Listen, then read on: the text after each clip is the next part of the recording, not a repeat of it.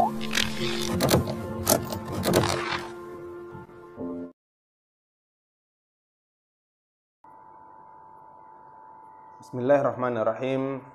Assalamualaikum warahmatullahi wabarakatuh. Alhamdulillahirabbil alamin, alladzi arsala rasulahu bil huda wa dinil haq liyudhhirahu 'ala ad-dini kullih walau karihal musyrikun. Ma'asyiral muslimin, pemirsa RDQ TV dimanapun Anda berada, semoga Allah Subhanahu wa taala senantiasa menjaga kita semua. Kembali pada siang hari ini kita akan melanjutkan pembacaan kitab kita, yaitu kitab Tawdihul Ahkam min Bulughil Maram yang ditulis oleh Al-Imam Abdullah bin Abdurrahman Al-Bassam, yang mana kitab ini mensyarah hadis-hadis Nabi sallallahu alaihi wasallam yang dinukil oleh Al-Imam Ibnu Hajar Al-Asqalani rahimahullahu taala dalam kitab beliau, yaitu kitab Bulughul Maram. Dan pada siang hari ini kita telah sampai di hadis yang ke-25. Hadis yang ke-25 pada bab izalatin najasah wa bayaniha, yaitu bab menghilangkan najis dan penjelasannya. Ya, kita masuk ke hadisnya. Wa an Aisyah radhiyallahu anha qalat kana Rasulullah sallallahu alaihi wasallam yaksilul mani thumma yakhruju ila as-salah fi dhalika ath-thawb wa ana anzur ila atharil ghusl. Muttafaqun alaih.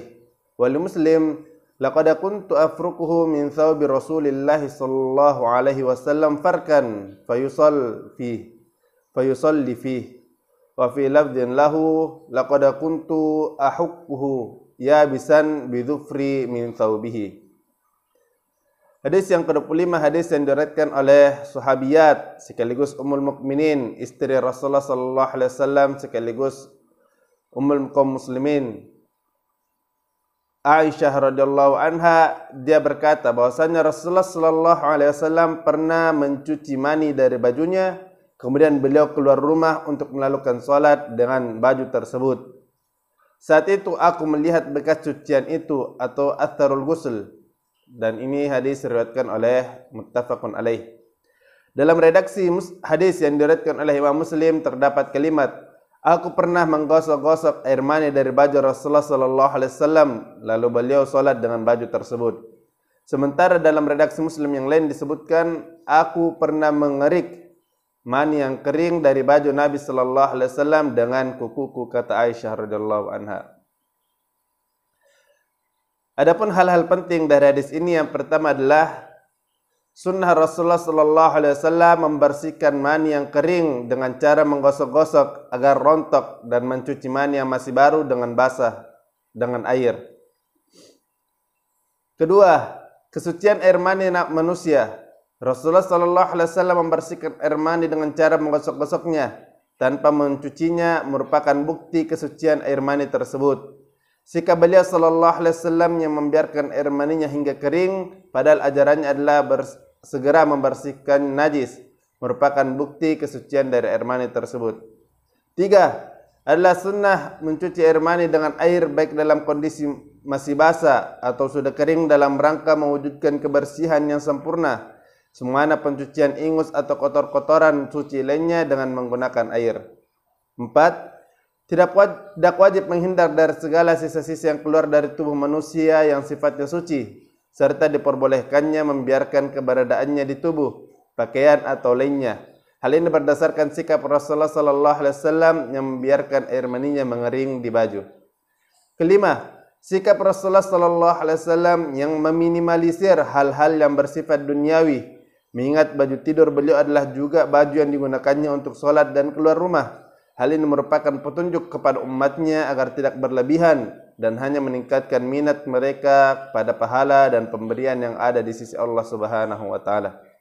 Keenam, pelayanan istri pada suami dan pelaksanaan tugas istri dalam mengatur rumah dan hal-hal wajib secara tradisi atau setempat. Tindakan tersebut merupakan bagian dari interaksi yang baik terhadap suami. 7. Keluar rumah dengan noda-noda wajar seperti bekas makanan, minuman, atau jima tidak mengurangi sifat malu yang menjadi salah satu bagian dari keimanan. Kedelapan, Seorang wanita salihah yang mencintai suaminya tidak memandang rendah pekerjaan semacam membersihkan kotoran atau sisa tubuh di badan atau pakaian suaminya, mengingat tingginya hak suami terhadap istri. Kesembilan, faedah. Az-Zarkashi rahimahullah mengungkapkan, secara hukum, materi yang keluar dari tubuh manusia terdiri dari 3 kategori. Yang pertama, materi suci, tanpa perbedaan pendapat di kalangan ulama, contohnya air mata, air liur, ingus, air ludah, dan keringat. Kedua, materi najis, tanpa perbedaan pendapat di kalangan ulama, contohnya tai, kotoran, air seni, wadi, madi, dan darah. Tiga, materi yang kesucian atau kenajisannya diperselisihkan ulama, yaitu air mani. Perselisihan ini bersumber dari jalan keluar air mani yang juga merupakan jalan keluar air seni. Syekhul Islam Ibn Taimiyah berpendapat air mani adalah suci. Adanya riwayat yang menerangkan bahwa Aisyah radhiyallahu anha dalam satu kesempatan mencuci dari baju Rasulullah sallallahu alaihi wasallam dengan air, dan dalam kesempatan lain ia menggosok-gosoknya atau menggaruk-garuknya. Tidak mengindikasikan kenajisan air mani, sebab baju yang terkena ingus atau kotoran juga dicuci dengan air meskipun materi tersebut tidak najis. Tidak hanya satu orang dari kalangan sahabat yang berpendapat seperti ini. Pendapat ini juga merupakan pendapat yang masyhur dari kalangan mazhab Ahmad atau mazhab Hambali. Semoga Allah Subhanahu wa taala mengasihinya. Kesepuluh, perbedaan pendapat di kalangan ulama. Kalangan Hanafiyah dan Malikiyah berpendapat bahwa mani adalah najis. Mereka berdalil dengan hal-hal berikut. Yang pertama, hadis-hadis yang menjelaskan bahwa pencucian air mani dengan air dari baju beliau sallallahu alaihi wasallam. Pencucian dengan air merupakan cara yang hanya dilakukan karena adanya kenajisan. Kedua, air mani keluar melalui saluran air seni. Untuk itu pencucian dengan fasilitas air menjadi salah satu-satunya cara pembersihan semua yang berlaku pada najis-najis lain. Tiga, status air seni dalam hal kenajisannya disamakan dengan hasil-hasil buangan tubuh manusia lainnya yang dianggap kotor atau jorok, seperti air seni dan tinja. Alasan penyamaan ini adalah bahwa materi-materi tersebut merupakan hasil uraian biologis makanan oleh tubuh. 4. Tidak ada kendala untuk mengatakan bahwa asal muasal manusia yaitu mani adalah sesuatu yang najis, sebab mereka yang mengatakan sebaliknya juga berpendapat bahwa alaqah, segumpal darah yang merupakan kelanjutan dari perkembangan air mani dalam rahim adalah najis, karena merupakan darah sementara darah adalah najis. Padahal alaqah juga merupakan cikal bakal tubuh manusia juga. 5. Adapun hadis-hadis yang menjelaskan pembersihan air mani dengan cara digosok-gosok hingga rontok bukan merupakan dalil kesucian air mani, karena bisa jadi menggosok merupakan suatu cara penyucian, sementara air mani itu sendiri adalah materi najis.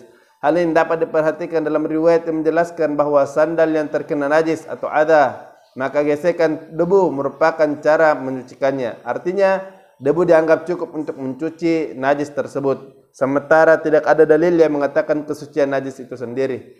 Lagi pula, jika air mani suci, mengapa Rasulullah SAW memerintahkan digosok-gosok? Jika ia suci, tentu beliau boleh langsung salat tanpa harus dihilangkan. Demikian beberapa alasan ulama kalangan Hanafiyah dan Malikiyah yang ringkas diambil dari kitab Syarah Ma'ani al-Athar karya At-Tahawi. Sementara itu, Al-Imam Asy-Syafi'i dan Ahmad rahimahumullah berpendapat bahwa air mani adalah suci atau tidak najis. Mereka berpendapat bahwa ia tidak lebih kotor dari ingus dan air ludah. Mereka berdalil dengan beberapa hal berikut. Yang pertama, hadis-hadis yang menjelaskan pembersihan air mani dengan cara digosok agar rontok tanpa mencucinya dengan air. Hadis-hadis merupakan dalil terpenting yang menetapkan kesucian air mani. Jika ia najis, tentu cara pembersihan seperti ini tidak cukup. Kedua, air mani merupakan materi asal pembentukan manusia yang suci yang dimuliakan oleh Allah Subhanahu wa taala. Bagaimana bisa ia merupakan sesuatu yang najis? Adapun cara pembersihan dari baju beliau sallallahu alaihi wasallam dengan menggunakan air tidak menunjukkan bahwa ia najis.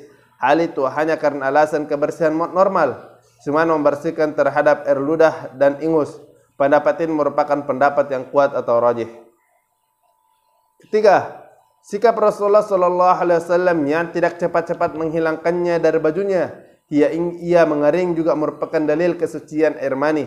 Karena seperti yang telah diketahui Sebagian dari petunjuk yang diajarkan beliau adalah kesegeraan dalam menghilangkan najis. Hal ini dapat diperhatikan dari perintah beliau sallallahu alaihi wasallam agar menyiram air seni seorang Arab Badui yang buang air kecil di masjid. Begitu juga ketika beliau sallallahu alaihi wasallam segera membersihkan bajunya dari air seni bayi yang buang air kecil di pangkuannya, ditambah dengan keterangan-keterangan lain sifatnya spesifik.